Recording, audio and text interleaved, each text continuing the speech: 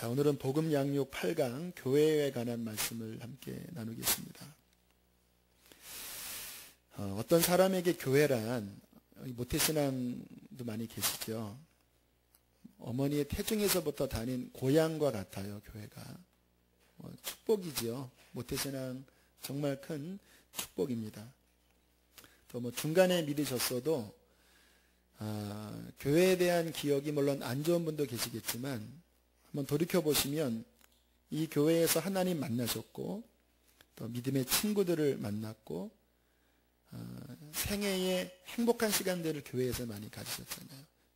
제 삶도 교회 나가기 이전에는 우울했거든요. 근데 제 기억의 이 필름이 교회를 다니면서부터 밝아지는 것 같아요. 자, 이렇게 우리의 삶의 교회가 각자에게 중요한 역할을 했는데 오늘 좀 본질적인 질문을 하나 하려고 합니다. 여러분, 교회가 무엇이지요? 막상 교회는 오래 다녔지만 그러면 교회가 뭔가라는 질문을 할 때 의외로 이렇게 대답이 불명확하신 분들이 많으실 수 있어요. 이 예배당이 교회인가요? 나 오늘 교회 간다 하면 주로 그냥 관용어로 이렇게 예배당 가는 거잖아요. 예배당이 교회는 아닌 것 다 아시죠? 성경적으로 교회는 어떤 곳입니까? 사람들이 모인 그냥 사람들의 모임인가요? 교회도 사람들이 모인 곳이니까 특별히 미국이나 이민자들은요 참 우리나라가 복된 것 같아요. 불교건 종교와 상관없이 이민을 가면 교회가 그들의 생활에 또 모든 정보 교환에 이 중심 역할을 한다고 그래요. 그래서 종교와 상관없이 이민 가면 많이들 교회를 나가세요. 신앙과 상관없이 그 안에서 그 인맥이 형성되고 또 어떤 관계성이 형성이 되니까. 정말 교회는 그렇게 사교 클럽과 같은 사람들이 모인 그런 인간적인 집단인가요? 그거는 아니죠. 또 하나의 질문. 교회는 왜 존재해야 하죠? 교회가 여러 가지 일들을 많이 해요. 우리가 이제 구제 활동도 지금 각 목장별로 한 5가정을 지금 섬기고 있는데, 교회가 여러 가지 일들을 한다고 아무튼 떠들썩 하는데, 정말 교회는 왜 존재하나요? 그거를 명확해야지만 교회가 표류하지 않고, 지금 세상이 시끄러워요. 교회가 너무 시끄러워요. 교회가 뭐 하는 곳인지, 막 정치 싸움이 교회 안에서 일어나고, 가스총을 들고 막 싸웠다고 그러지를 않나. WCC를 개최를 해야 되니 그거는 이단이니 막 너무 교회가 혼란스러워요. 교회가 왜 존재해야 하는가? 교회는 무슨 일을 해야 되는가? 이러한 질문이 성경적으로 우리 안에 명확해야지만 우리가 신앙생활이 표류하지 않고 제대로 갈 수 있습니다. 교회도 마찬가지예요. 교회는 무엇이고 교회는 어떠한 곳이고 왜 존재하는지에 대한 이해가 명확해야지만 교회가 바른 길로 갈 수 있는 거예요. 자, 오늘은 그 부분에 대해서 성경적으로 살펴보기를 원합니다. 성경이 언제나 기준이기 때문에 말씀이 교회를 향하여 뭐라고 말씀하시는지 그 기준을 한번 우리가 명확히 세우고 우리의 신앙생활을 관념적으로도 그렇고 우리의 삶도 그렇고 명확하게 세우는 그러한 시간을 오늘 가졌으면 좋겠습니다. 자, 먼저 교회라는 말이 이제 신약에서부터 등장을 하는데 최초로 교회에 대하여 최초로 언급하는 말씀이 오늘 좀 전에 읽었던 마태복음 16장 18절입니다. 내가 이 반석 위에 내 교회를 세우리니. 그게 성경에서 처음 언급한 교회에 대한 단어예요. 이 교회가 헬라어로 에클레시아라는 그러한 단어인데 그 에클레시아의 뜻을 이해하는 게 교회를 이해하는데 중요한 부분입니다. 에클레시아라는 뜻이 뭐냐면 따라하겠습니다.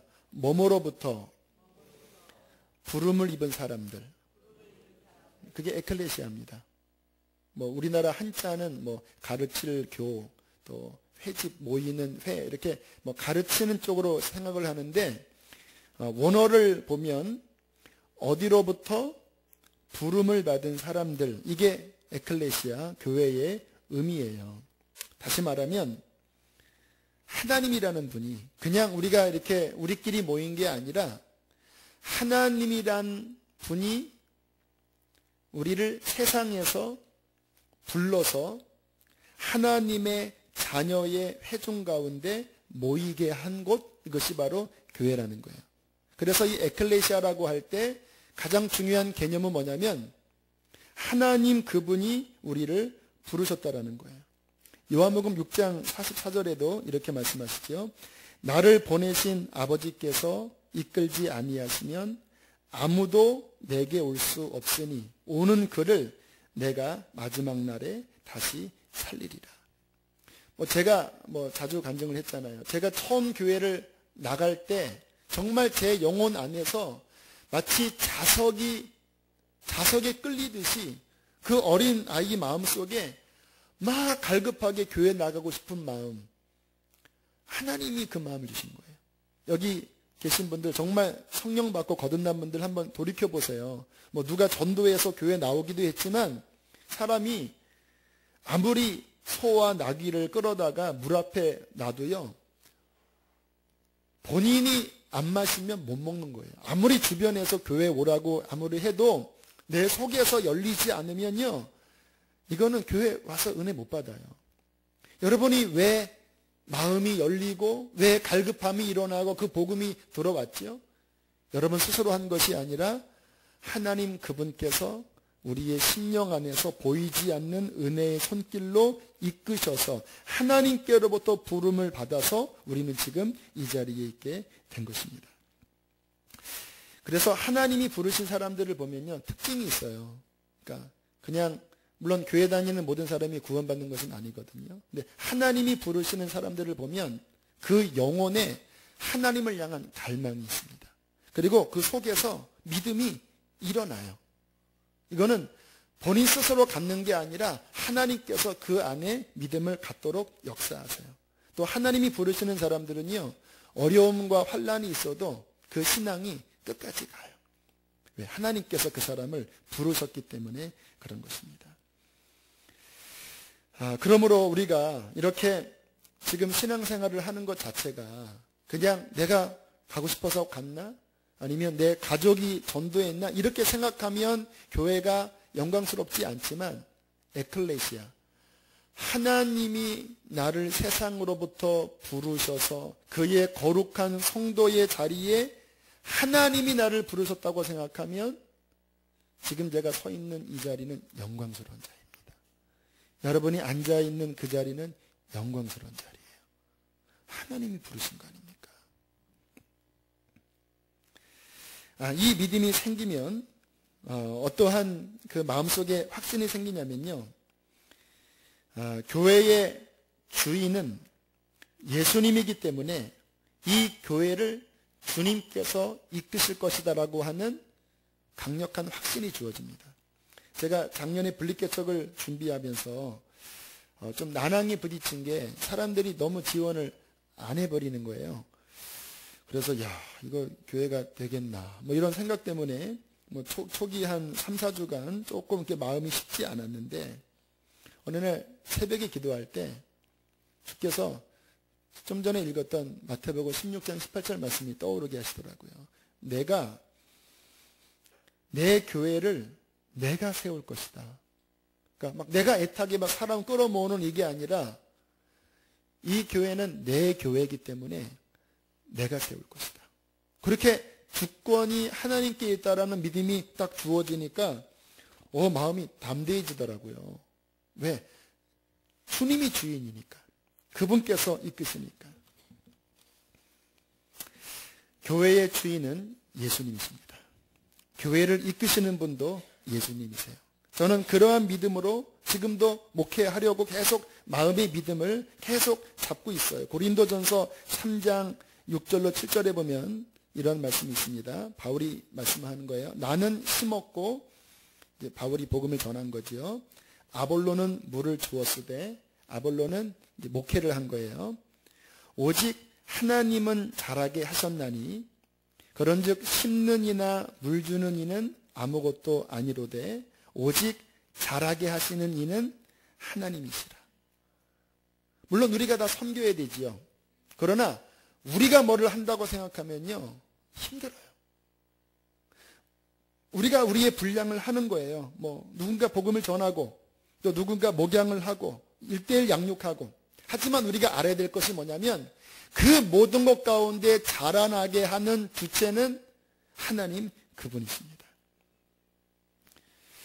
이번 이제 제자훈련 같은 경우도 보면요, 그 교회에 5년, 10년 다닌 남자분들이 관건이었어요. 왜냐하면 제가 이렇게 명단을 이제 보고 제자훈련 신청하는 상황들을 보니까 이번 기수의 조금 특이점이 이 초신자는 아니에요. 교회 다닌 지 그래도 몇 년 됐지만 이제 이 심령은 아직 깨지지 않는. 그래서 그냥 안에 따라서 교회는 나아가고는 있지만 그 이상을 넘어가지 못하는 분들이 여러 분 계신 거예요. 그래서 막 그 아내가 막 안타깝게 뭐 이거 해야 되냐 말아야 되냐 막 그래서 막 저한테 막 기도해 달라고 그러고 막 남편한테 이렇게 얘기하기 무섭다고 그러고 막 뭐 이런 이야기 속에서 저도 고민스러웠어요. 왜냐하면 그 남자분들 신앙이 이게 사회라는 이 울타리 안에서 여성분들은 호강하는 줄 아셔야 돼요. 뭐 여러분들 예수님 믿는다고 어려움 많지 않잖아요. 이 남성분들은 일반 직장 생활하면서 내가 예수님 믿고 그리고 내가 예수님 믿기 때문에 이러한 부조리한 것들 안 한다고 하면요, 직장을 잘릴 각오를 하는 경우가 많아요. 잘리지는 않더라도 심각한 어떠한 손해가 많이 와요. 그러니까 남자들이 그 신앙을 갖는 게 쉽지가 않아요.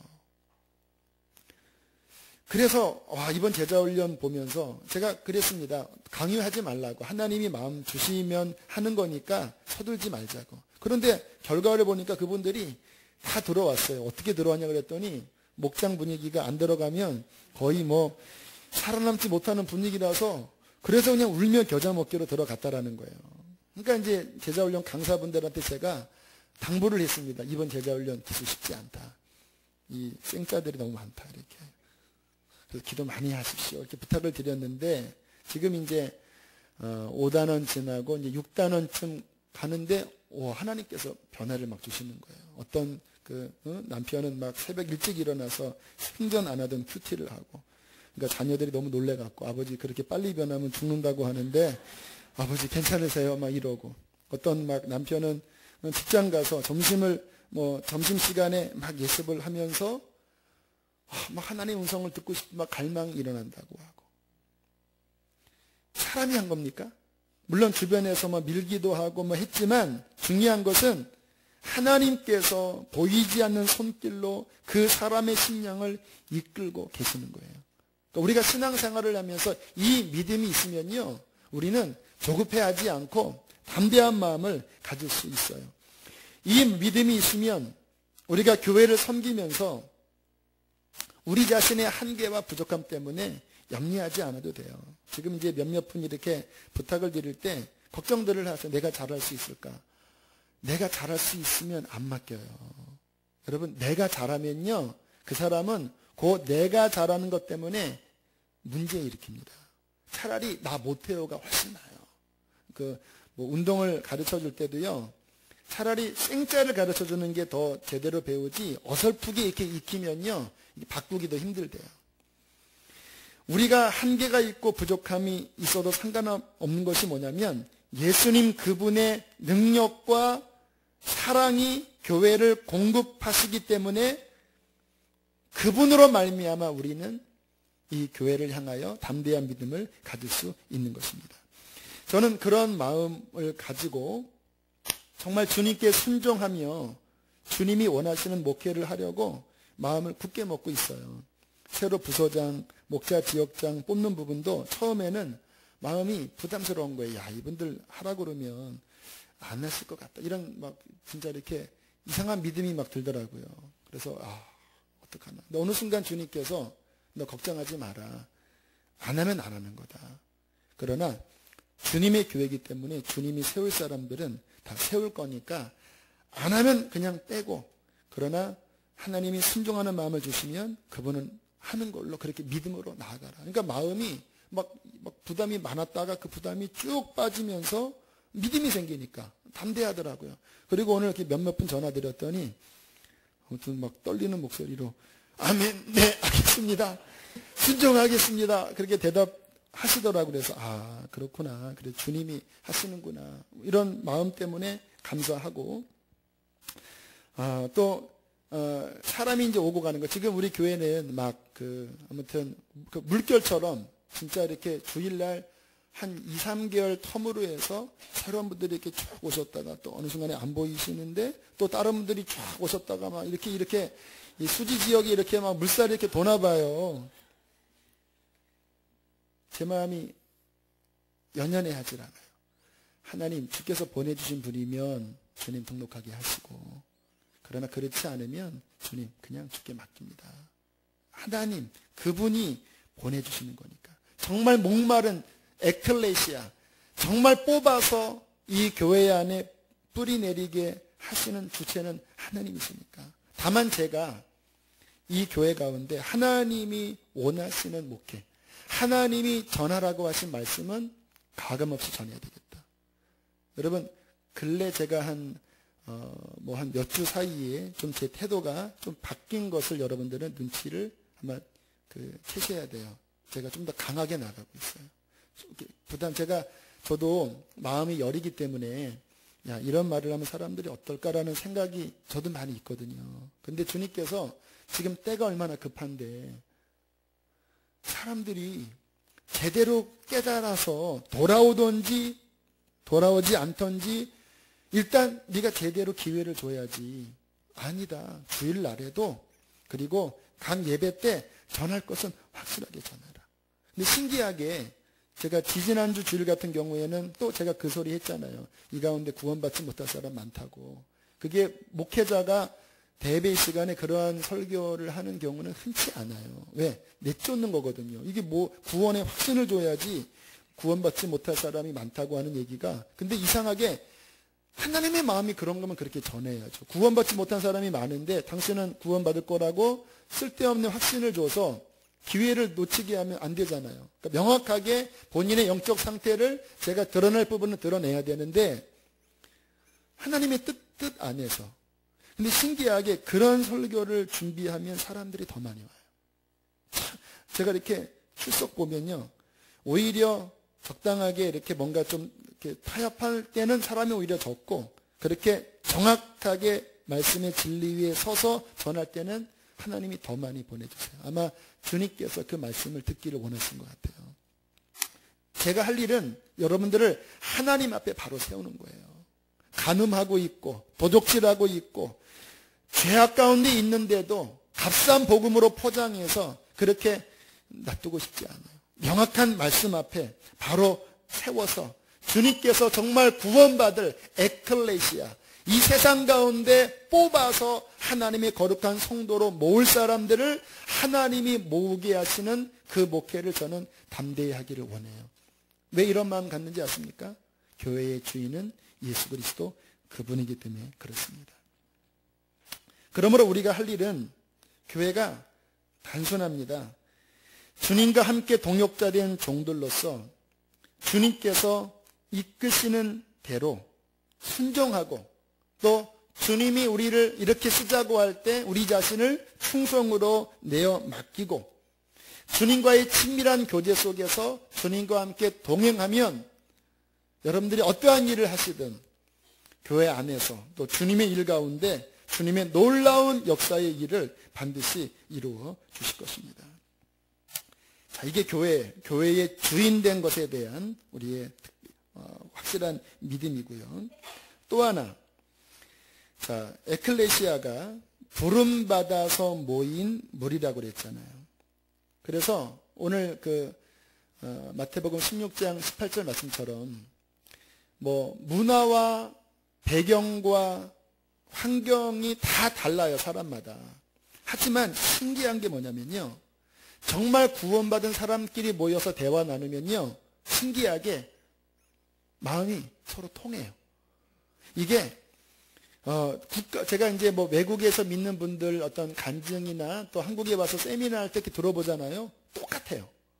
그가 어떻게 구원받았고 어떻게 회개했고 거듭났을 때 그들의 심령 안에서 무슨 일이 일어났고 똑같아요.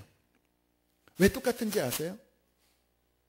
문화와 어떠한 배경이 그 사람을 구원한 것이 아니라 한 성령께서 그 영혼을 건지셨기 때문에 그래요. 똑같은 성령이.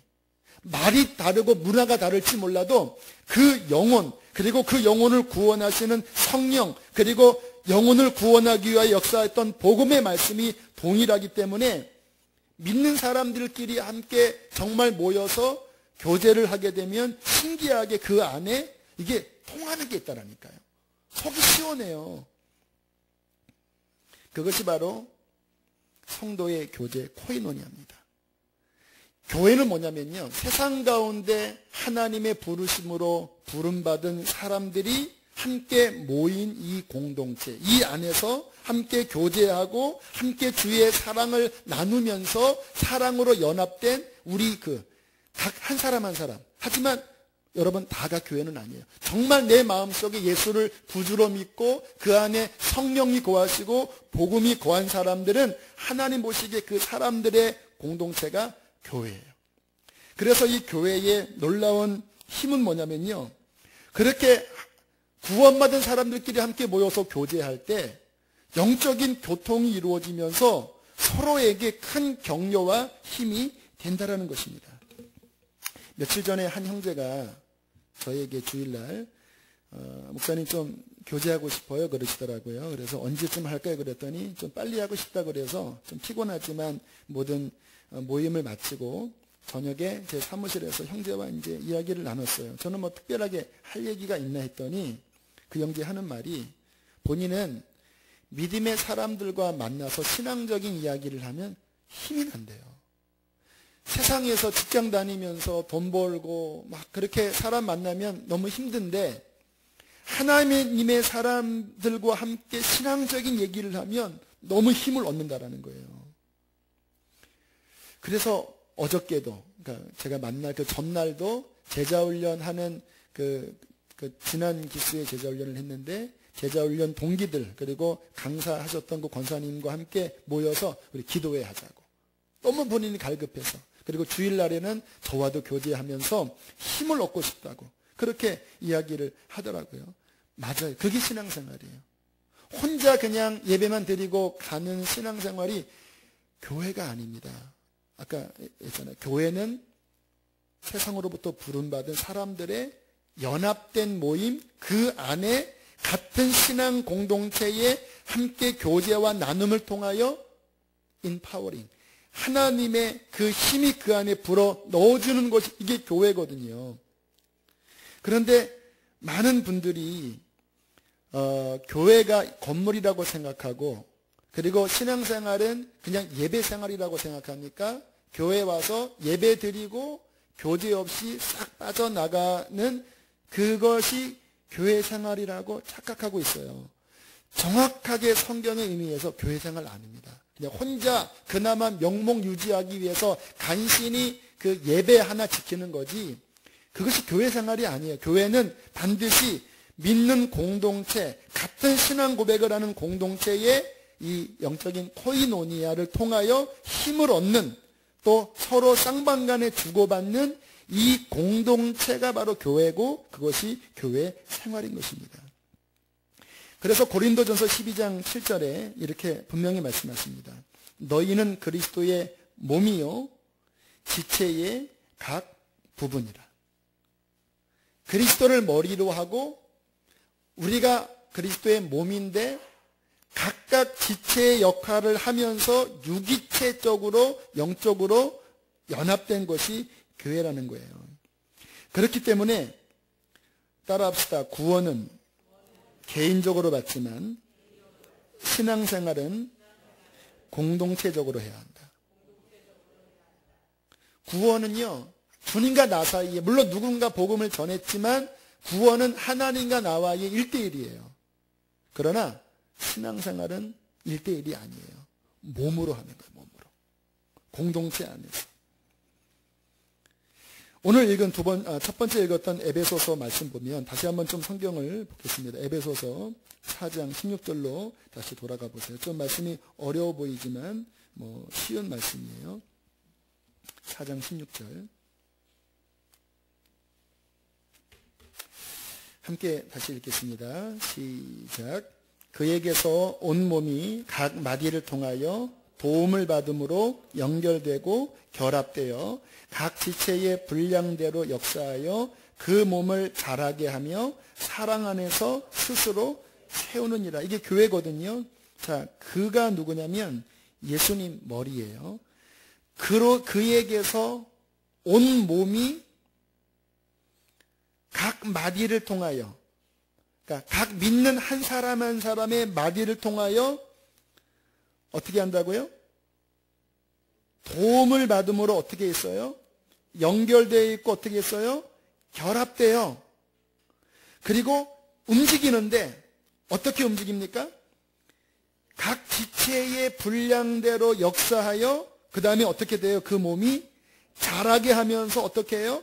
사랑 안에서 스스로 세우는 게 교회예요. 신앙 성장이 혼자 되는 게 아니라 머리가 그리스도인데 각 한 사람 한 사람이 지체의 부분과 그리고 각 마디를 통하여서 이렇게 연결된 상황에서 혼자 하나님과 일대의 관계뿐만 아니라 각자의 역할의 움직임들이 왕성하게 일어날 때 사랑 안에서 스스로 세워지면서 자라나고 신앙이 강건해지는 거예요. 이게 신앙 성장의 원리예요. 오늘날 우리의 신앙 성장이 너무나 하나님과 나만 생각하는 것도 잘못입니다.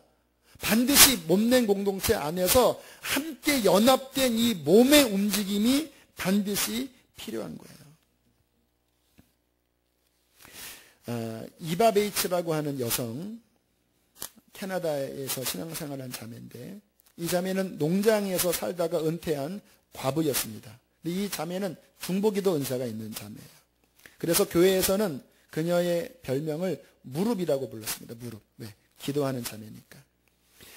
이 교회에서는 새신자들이 생기면 이바 베이츠에게 그 기도 제목을 줍니다. 지금 누가 있으니까 기도해 주세요 하면 이 자매는 곧장 무릎 꿇고 그 사람을 위해서 기도를 한다고 그래요.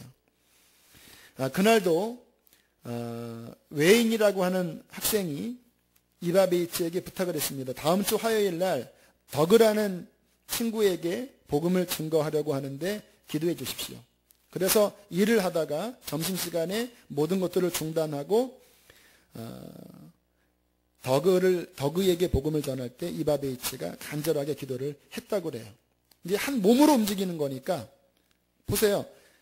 그 캠퍼스에서는 외인이 주님의 손과 입이 되어서 이렇게 말씀을 전하고 있지만 동시에 이바 베이츠는 자신의 골방에서 또는 부엌에서 무릎이 되어 하나님 앞에 기도하면서 같이 움직이고 있잖아요. 3개월이 지난 후에 어떤 초청 시간에 그 전도 대상자였던 더그가 교회에 나왔어요. 그리고 주님을 영접하라고 했을 때 그 더그가 주님 앞에 걸어 나왔습니다. 그 교회 목사님이 이 더그가 오늘 예수님을 영접했습니다 라고 이야기를 한 후에 이바 베이츠를 봤대요. 그랬더니 이바 베이츠가 깊은 감동을 받아서 울고 있더래요. 그녀는 더그를 한 번도 만나본 적이 없지만 3개월 동안 더그를 위해서 기도한 거예요. 질문하겠습니다. 누가 더그를 주님께로 인도했습니까? 외인입니까?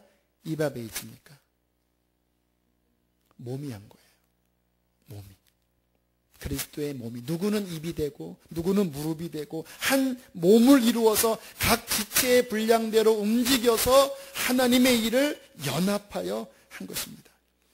그러므로 우리가 정상적인 교회 생활을 한다고 할 때 그 관계성 가운데 서로 사랑하면서 그 공동체 안에서 함께 주님의 교회를 섬겨나가는 이 경험은요, 놀라운 은총이고 꼭 우리 신앙생활에 회복되어야 할 부분인 것입니다. 제가 2010년 안식월 때 이제 3개월 안식월을 받고 주일마다 이 교회 저 교회 탐방을 하기 위해서 뭐 여러 군데 다녔습니다. 저기 양재에 있는 우리들 교회도 가보고, 저기 분당 우리 교회도 가보고, 저 큰미등 교회도 가보고, 뭐 연세중앙교회도 가보고. 그러니까 각 교회마다 아주 예배가 너무 좋더라고요. 말씀도 충만하고. 근데 그게 한 몇 주만 좋았어요. 점점 시간이 지나자 예배 드리는 제 마음의 태도가 어떤 태도냐면 이제 이거 예배 끝나고 이제 누구 만나러 가야 되는데 늦으면 안 되는데 좀 빨리 끝내야 되네. 이런 생각이 저도 모르게 머릿속에 들기 시작하는 거예요. 그러니까 예배가 은혜가 덜 되더라고요. 제가 그때 느낀 게 뭐냐면 교회에 소속되지 않고 성도의 교제도 없고 또 교회에서 섬기는 일도 없이 예배만 드리는 것은 아무리 교회가 대단하고 아무리 뭐 충만함이 있어도 은혜 못 받는구나. 목사인 나도 이러니. 목사인 나도 한 달 반 정도 이렇게 예배만 드리니까 영적으로 확 다운되니. 제가 있는 성남의 선한목자교회도 거기도 그런 분들 많거든요. 이게 막 그분들의 그 영적 상태가 이게 느껴지는 거예요.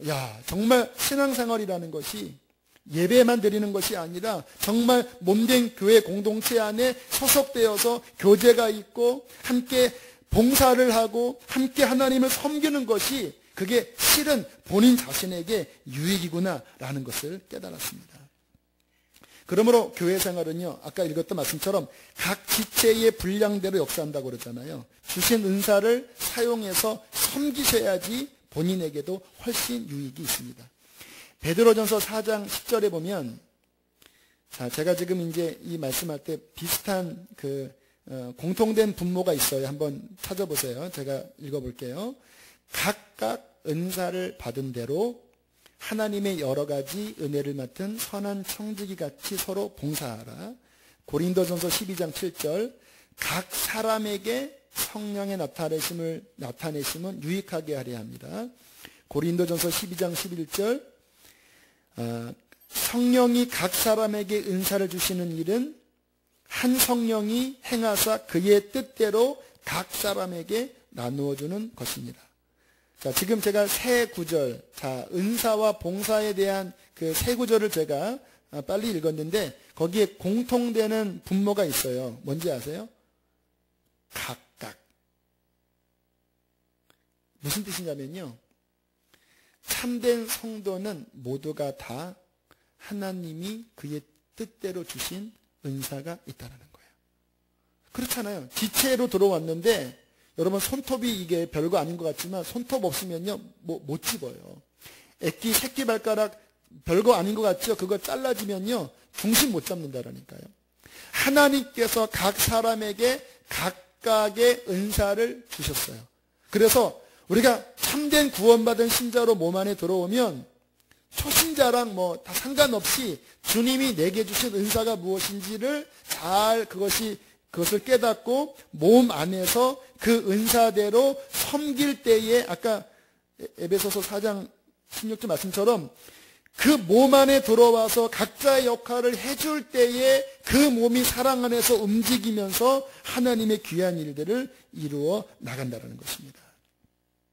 중요한 것은 각각 다 하나님이 맡겨주신 은사가 있다는 것. 그리고 그 은사대로 순종할 때 비로소 건강해지고 신앙생활에 활력을 얻는다.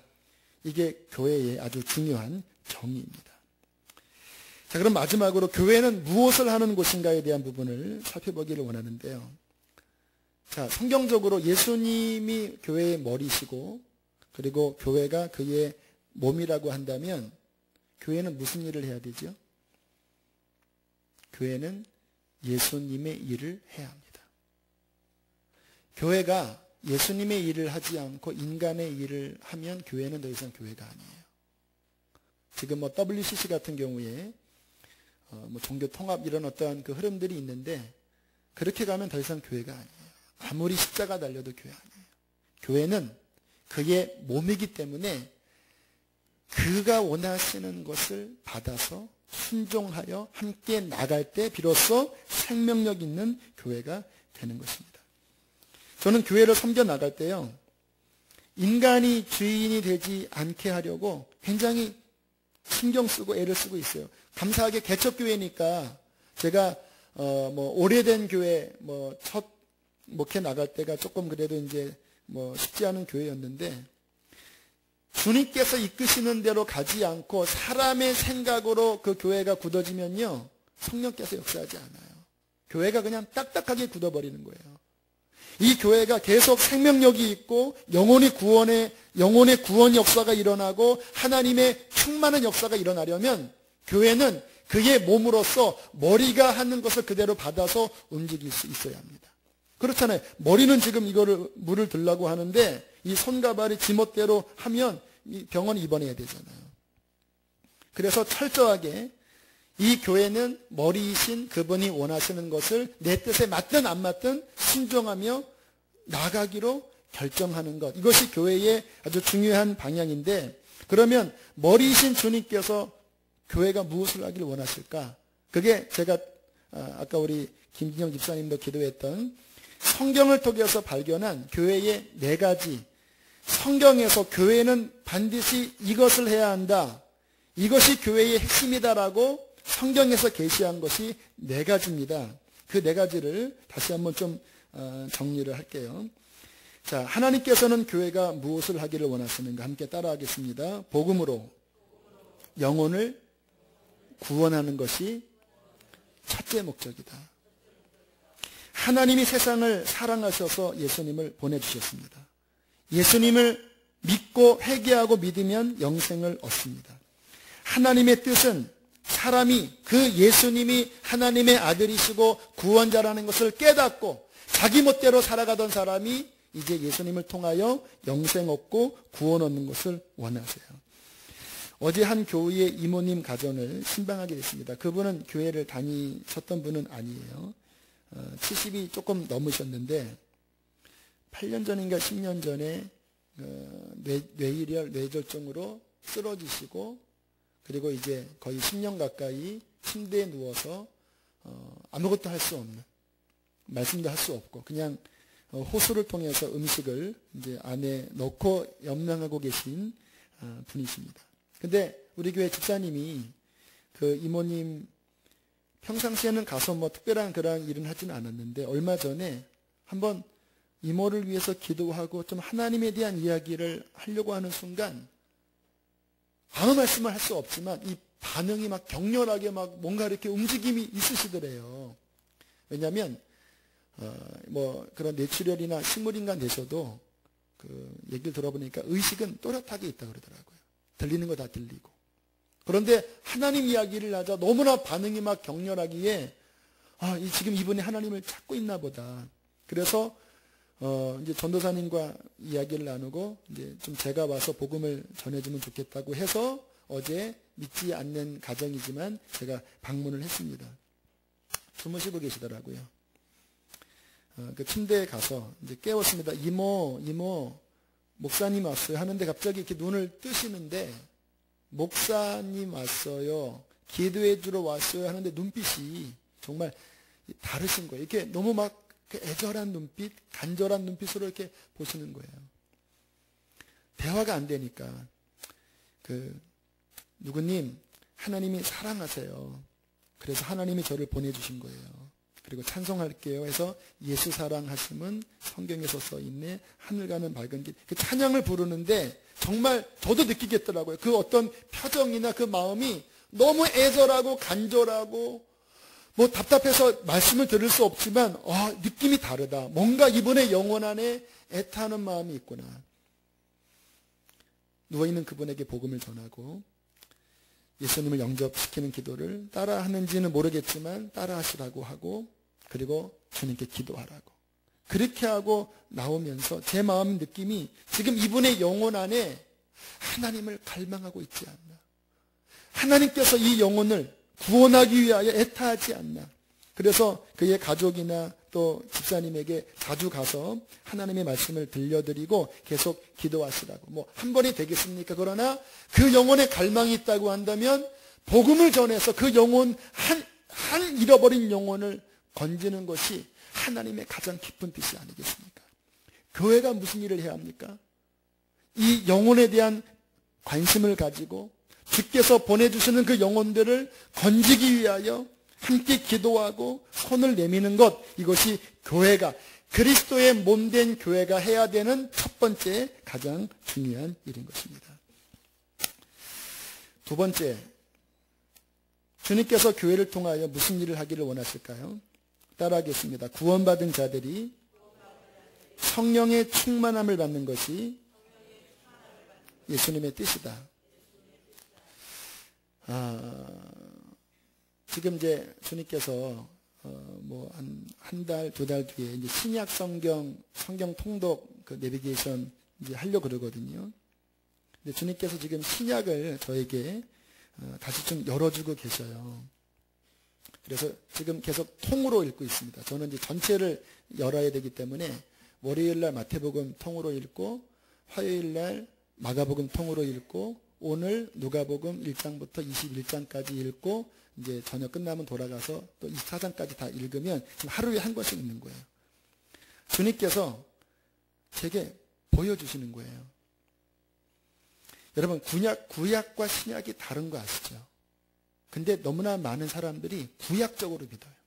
구약은 뭐냐면 하나님의 말씀인 율법을 나의 의지와 노력으로 지키려고 하는데 안 지켜지는 게 구약 율법이에요. 혹시 여러분 지금 그 가운데 있는 분이 계시나요? 구약은 그래서 실패했습니다. 그들은 우상 숭배를 했고 도저히 못 지켰어요. 그런데 이제 복음서쯤 와서 그래도 한번 자기의 힘으로 지켜보려고 몸부림쳤던 사람이 누구냐면 바리새인과 서기관들이에요. 근데 뭐가 문제죠?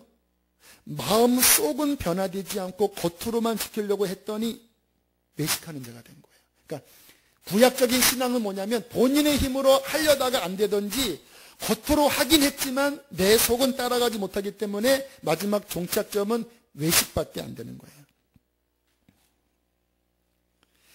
자, 그래서 세례 요한의 사역이 뭐냐면요, 성경에 구약의 율법과 선지자의 끝이 세례 요한의 사역이라는 거예요. 그러니까 세례 요한은 뭐냐면 구약의 그 율법 회개하고 말씀을 따르라, 그것을 그래도 그나마 잘 끝까지 간 것이 뭐냐면 본인의 죄를 회개하고 그리고 정말 세례 받고 내가 제대로 살겠습니다라고 결단하는 데까지가 구약의 최종 끝이에요. 세례 요한이에요.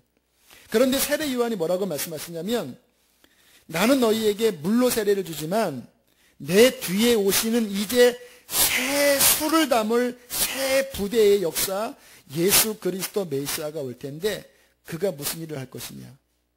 불과 성령으로 세례 줄 것이다. 이게 신약 성경의 패러다임 시프트입니다. 완전히 패러다임이 바뀌는 거예요. 성령께서 모든 사람 믿는 자의 영혼 안에 오셔서 성령이 그 영혼을 거듭나게 만들고, 성령께서 이 영을 살리셔서 이 심령 안에서부터 하나님의 말씀을 순종하고 따라가는 그 풍성한 능력, 지지난주 복음 양육했잖아요. 그 성령의 충만한 생명의 역사가 신약 성경 예수 그리스도로 말미암아 시작될 새 수를 담을 새 부대의 신앙 생활인 거예요. 예수님께서는 뭐라고 말씀하시냐면, 내가 온 것은 양으로 생명을 얻게 하고 더 풍성히 얻게 하려 합니다. 나를 믿는 자는 자신의 힘과 노력으로 간신히 하나님을 믿는 게 아니라 성령께서 그 마음을 뒤집고 거듭나게 하고 변화시켜서 이 심령으로부터 하나님의 말씀을 순종하게 하고, 이 심령으로부터 생수의 강이 솟고, 이 심령으로부터 목마름을 해결할 하늘의 생명수가 터져서 구약의 그 정말로 자신의 노력으로 해도 안 됐던 그 연약함들이 신약의 예수 그리스도의 복음과 그 성령의 능력으로 풍성함을 누리는 것, 이것이 신약 성도 모든 사람이 누릴 신앙생활의 모습인 것이에요. 그러니까 우리들이 추구할 것이, 이게 구약 율법적에 머물면 안 돼요. 그냥 교회 간신히 나와서 힘들지만 메마르지만 그냥 내가 교회 다니는 것으로 만족하면 안 되시고, 정말 하나님이 우리에게 주시고자 하시는 그 신약의 영광, 오순절에 성령이 임하시고 그 성령으로 제자들이 변화되고 그 성령의 능력이 나타나고 그 속사람을 성령의 열매로 변화시키는 그 충만한 생명력을 교회가 마땅히 누리셔야 합니다. 저는 그 은혜를 누리기를 원합니다.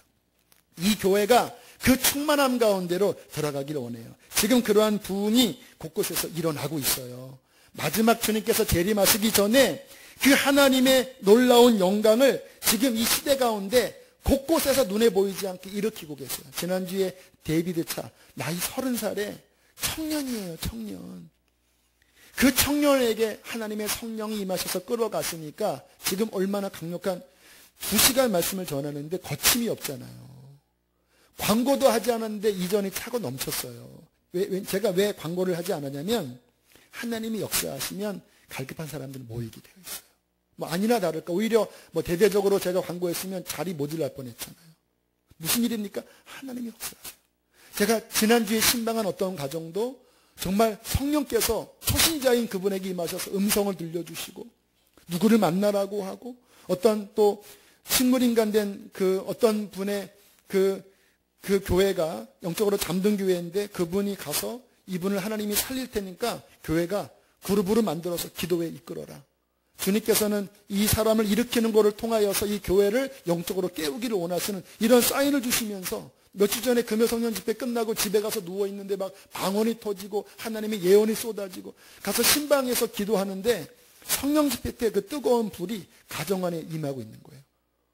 무슨 일이죠? 하나님께서 지금 이 마지막 때 그 놀라운 그 복음의 완성과 영광을 교회 안에 정말 사모하고 목마른 자의 심령 안에 하나님 그분께서 부어주고 계세요. 저는 우리 교회가 그것을 담아내는 그 세수를 담아내는 새 부대의 교회가 되기를 원하는 것입니다. 마지막 때 일어날 이 부흥은요 어린아이 상관없어요. 제가 전도사님들에게 지난 토요일 날도 그런 갈망을 나눴어요. 패러다임 바꿔라. 옛날처럼 그렇게 그냥 아이들의 그 수준에 맞춰서 적당하게 하는 게 아니라 그 아이들도 성령 받고 변화되면 그 아이들도 하나님의 예언을 하고 그 아이들도 하나님께 쓰임받는 부흥이 지금 하나님이 주시려고 하는 부흥이다. 교회 학교 막 몇 시간씩 기도하는 모임들이 되게 하고 지금 청소년 모임 지난 토요일 날 한 6시간 정도 모임을 처음 기획해서 좀 걱정스럽더라고요. 아이들이 이제 모인 지 얼마 안 됐는데 6시간 그런 모임이 가능할까? 결과를 보니까 너무 행복한 모임, 아이들의 마음이 열렸다고. 징조들이 일어나는 거예요. 하나님이 마지막 때 주시고자 하시는 그 성령의 강물이 정말 마음을 열고 그것을 받으려고 소원하고 그 그릇을 준비하면 하나님께서는 놀랍게 부어주실 것입니다. 저는 이 수지선한 목적교회가 바로 그 일을 위하여 세우셨다고 믿어요. 저는 그것을 갈망하고 저는 추구합니다. 마지막 날 그 부흥의 물결에 사로잡혀서 하나님의 영광을 위해서 쓰여지는 우리가 되기를 원합니다. 세 번째, 주님께서 세우고자 하시는 교회의 중요한 일은 무엇일까? 따라합시다. 성도들이 예수님의 인격을 닮아가는 것이 하나님의 뜻이다. 교회에서 예수님을 믿고 구원받은 자들이 영적 성숙한 일이 일어나지 않는 것은 큰 딜레마입니다. 거듭났는데 사역은 하는데 이 속에서 인격이 변화되지 않으면 결국은 어느 순간에 갔을 때 좌절해요. 믿어도 소용없구나. 믿는 자가 저래. 이렇게 돼버려요. 그러면 영적 성숙은 어떻게 이루어지는 것입니까? 제자훈련 받는 거예요. 제자훈련은 뭐예요? 뭐 탁상에서 뭐 몇 주 동안 또는 몇 개월 동안 훈련받는 게 제자훈련인가요? 아닙니다. 그게 제자훈련의 본질은 아니에요. 다만 툴이기는 해요. 그게 도구이기는 해요. 제가 말씀드렸잖아요. 복음서 읽으면서 지난 월요일 날 깜짝 놀랐어요. 그리고 제가 어떻게 목회를 해야 될지 깊은 고민에 빠졌습니다. 마태복음에 보니까 여러분 마태복음이 무슨 말씀을 하려고 하는지 아십니까? 마태복음의 핵심 주제는 뭐냐면 참된 제자를 세우는 하나님의 마음이 마태복음이에요. 마태복음 5장에 들어가서 예수님께서 제자들을 부르면서 심령이 가난한 자, 애통하는 자, 그래서 쭉 5장, 6장, 7장, 팔복과 산상수훈 쭉 말씀하시고 그리고 9장부터 주님이 기적을 행하시잖아요. 병든 자 일으키고 문둥병 고치고. 그런데 그 많은 기적을 행하셨는데 많은 사람들은 예수 믿고 기적을 경험하고 치유가 일어나고 그런 게 목적처럼 느껴지잖아요. 그런데 보니까 그 기적을 행한 다음에 그 다다음 장인가 보니까 뭐라고 책망하시냐면 하나님이 가장 큰 권능을 행한 고울들이 회개치 않으므로 화 있을진저 너 골하시나 화 있을진저 너 베세다야 내가 너희 가운데 행했던 기적을 소돔과 고모라 땅 가운데 행하였다면 그들은 벌써 회개했을 것이다. 기적이 목적이 아니에요. 엄청난 기적으로 병이 치유받았어도 결국 그들이 회개하고 참된 믿음의 제자들로 서지 않으면요, 그 모든 것 여러분이 치유받고 물질의 복을 받고, 여러분 그게 목적이 아닙니다. 그거 받고 영혼 잃어버리는 사람 엄청 많아요. 그러면 주님은 뭐라고 말씀하시느냐? 16장부터 넘어가니까 제자들에게 하시는 말씀이 아무든지 나를 따라오려거든 자기를 부인하고. 주님이 사람들을 이끄는 결국 종착점은 뭐냐면요, 너 자신 부인하는 데까지 가야 진짜다. 계속 말씀하세요. 자기를 부인해라. 십자가를 지고.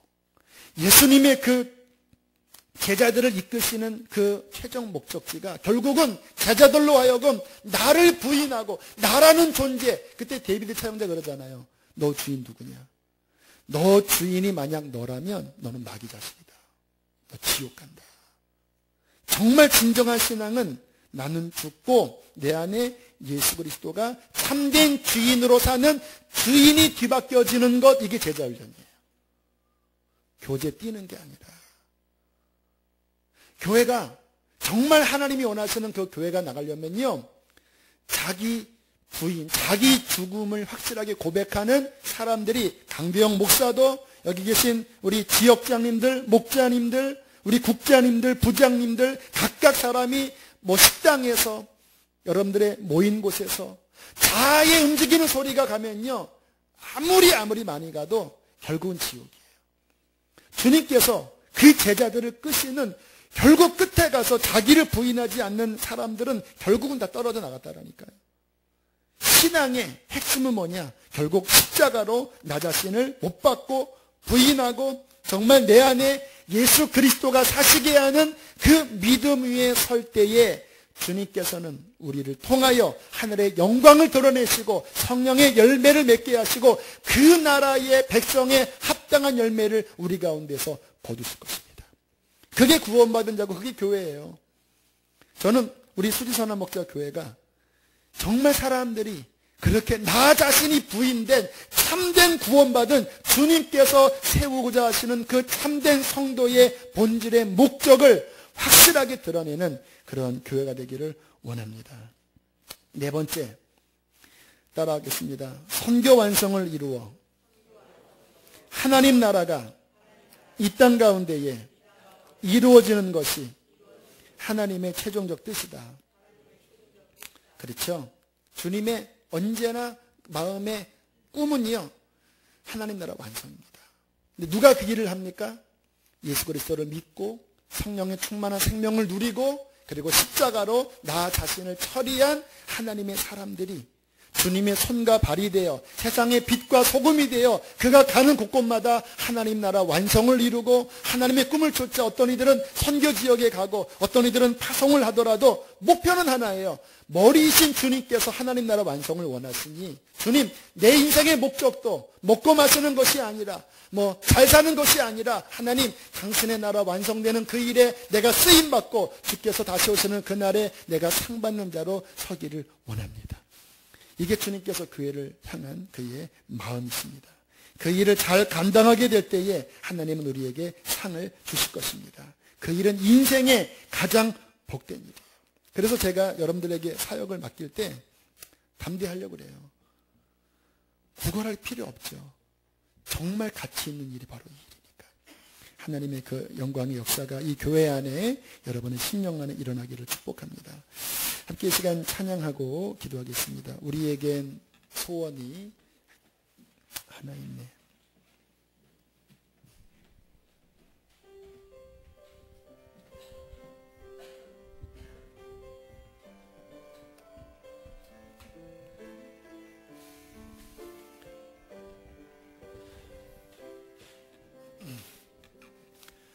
우리에겐 소원이 하나 있네. 주님 다시 오실 그날까지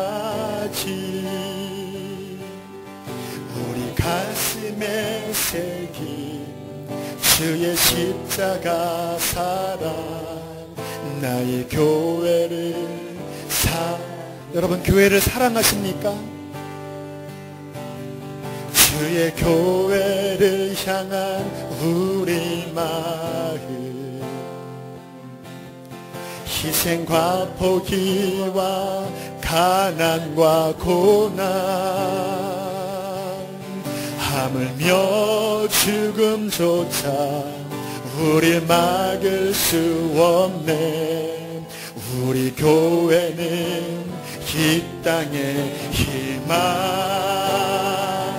교회를 교회되게 예배되게 우릴 사용하소서 진정한